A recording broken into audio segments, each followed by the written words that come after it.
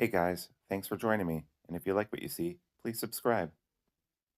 Hello, peoples. Welcome to Sharp Ends. It's time for Knives of the Month, or as I'm calling it this month, Guilty Pleasures. Why am I calling it Guilty Pleasures? Because these are the knives that I've been reaching for recently, which have just felt good. And I guess that should be Knives of the Month all the time. But as a content creator, I've often have to carry things that I need to review, and I like them, and sometimes I give them great reviews, but they're not necessarily something I reach for all the time. A lot of these knives have appeared on Knives of the Month before, and that's because I love them. One of them actually appeared last month, and I just keep carrying it. But anyway, this month I was like, I just didn't pay attention. I've been working at work for 12-hour days almost all month long, and I've just been reaching for what I've been reaching for and using them. So I'm going to go ahead and go through those.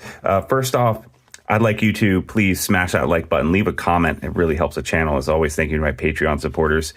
The Leishan Little Canuck in AEBL, I can't seem to put this down. It feels really good, and the ergos are amazing. And this little bit of curve, it's almost like a modified sheep's foot, but it's actually a drop point. It just feels really good in the hand, and it's super slicey. That saber grind is just phenomenal, and Leishan does an amazing job.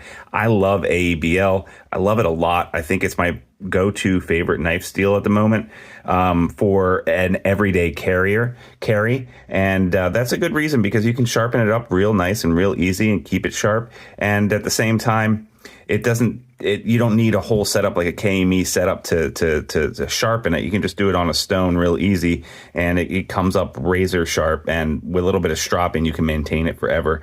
I really love this model. If you haven't tried one of Leishan's knives before, I highly recommend them. Keep an eye out for those. They're just incredible. And he's told me that he's actually going to be upping his game, upping his output. And I look forward to more of his knives being available in the new year. So keep it up. Good job. Next, Mayberry Custom. I got this a while ago. This is just a phenomenal knife. It has a liner lock back here. Now, this is a custom knife. You have to get on his wait list, but he does very nice. He has a CNC machine, and he cuts this out, but he basically makes 1 or 2 knives a month, and he does custom patterns, pretty much anything you want. I asked for a new wave type of pattern, and he provided that exquisitely. He said it was actually kind of hard to come up with this pattern here, and I can see why, because that's a lot of custom milling that has to go on in there. The lockup is great. This is hollow grind. He usually makes them with MagnaCut. I specifically asked for AEBL, and that's what he gave me, which I really appreciate. And the HRC on this, I believe, was 61 to 62 or 60 to 61, which I actually preferred in that range rather than a super high range. And it is just super slicey with that hollow grind in there. And stropping has kept it up really nice and sharp. I just like the way it feels. It's kind of a big boy. It feels almost to me like carrying a Spyderco or something, like that kind of heft, and nice in the handle, and a nice choke up point.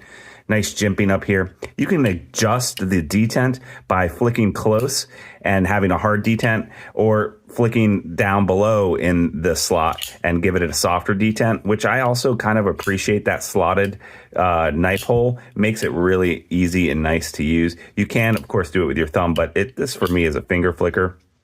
Absolutely love Mayberry. If you don't know him, follow him on Instagram. That's how he does all of his trades, all of his stuff. I don't think he even has a website.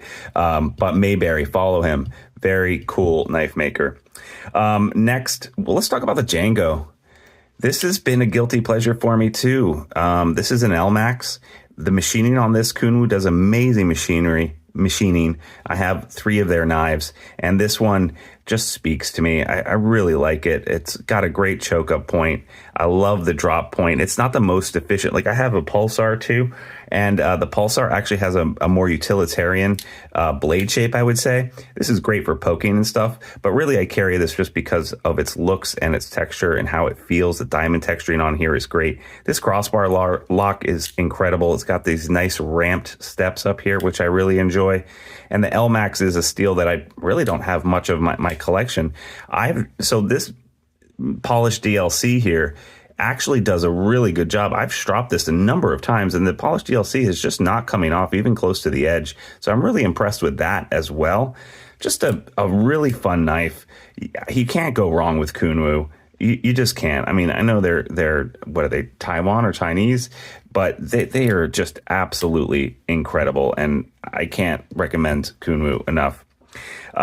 Next, let's talk about the last folder that I have on this list, and then we'll get into 3 fixed blades that I have. This is just a raccoon. Yeah, Vosteed. And guess what? It's a liner lock, top liner, compression lock, rather. And the compression lock, did I call this a liner lock? I meant compression lock if I said that on the Mayberry. This is, a $60 knife. It's 14C28N, which is in the same family as Nitro V and AEBL. And it, again, strops up really easy. This is just a user knife for me, and the action on it is incredible. And it just flips open so nicely with the thumb or with the finger. I usually end up using my thumb on this guy because the thumb stud just works. The geometry works really, really well. They just hit it out of the park with this. Now, they make other versions of this that is not the compression lock. I would 100% recommend the compression lock version of this. And this micarta here feels real nice, and it's a great knife to have around and just to beat up, and you don't care. It's $60, but at the same time, the quality and the feel of it is so much higher than $60. I can't say enough about this. And even though this clip looks kind of small and wimpy, it's never bent on me, and it feels really strong. It's also reversible. Just a banger of a knife. Next, let's get into a couple more of my fixed blades I have here. I've been carrying the LT Wright Little Northern Hunter a lot lately because it fits in my pocket, but it's a 4-finger knife. I think it's like 7¼ inches long, AEBL.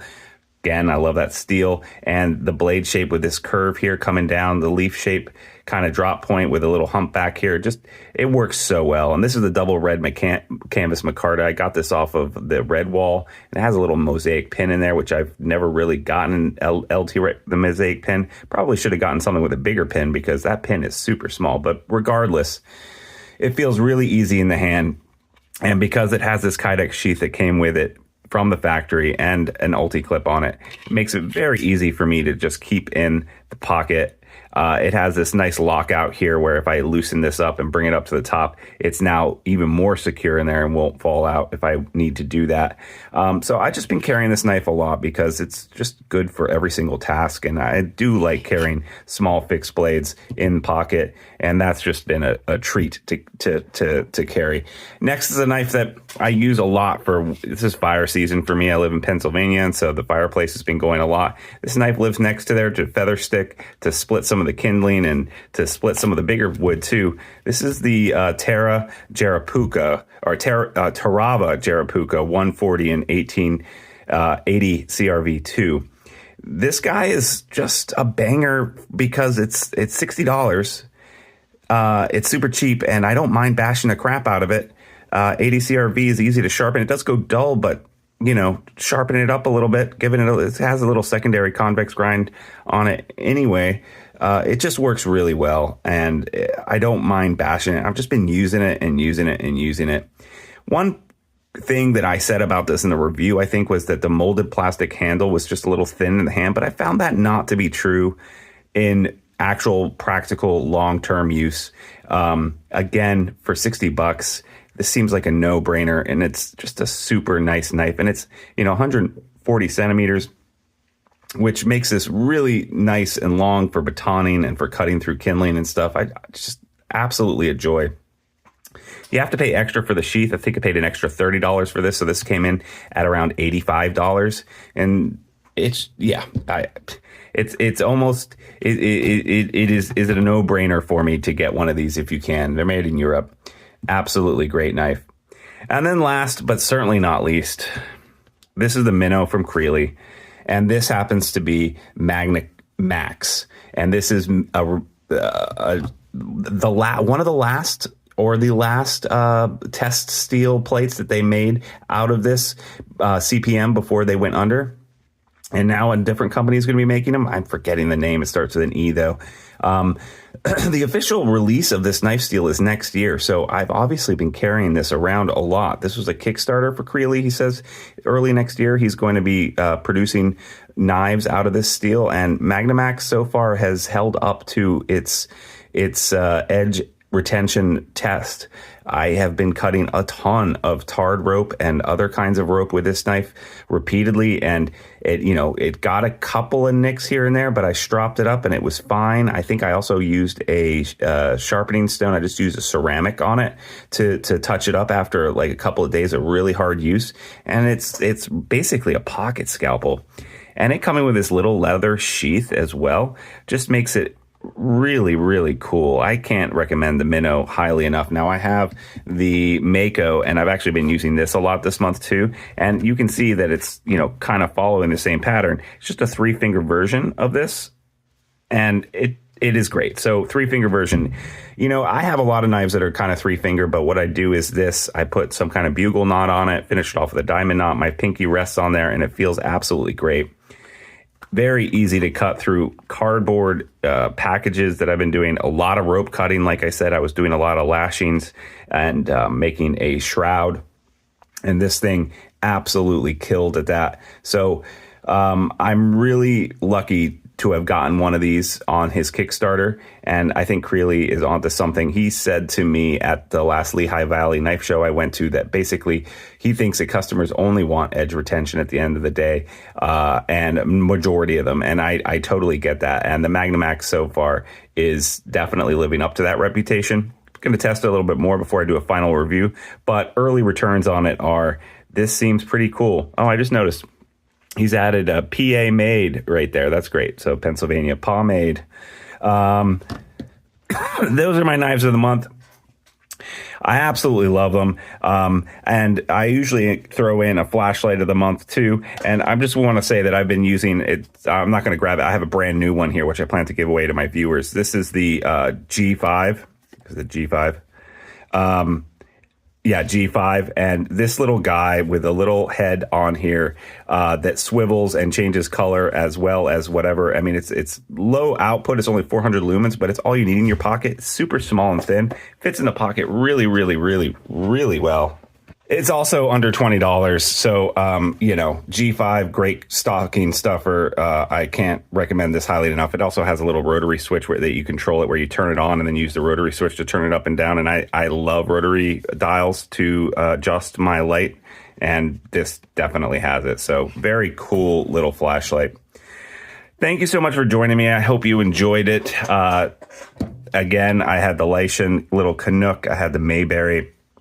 I had the Django from Kunwu. I had the Raccoon from Vosteed. I had the Jarapuco from Tarava.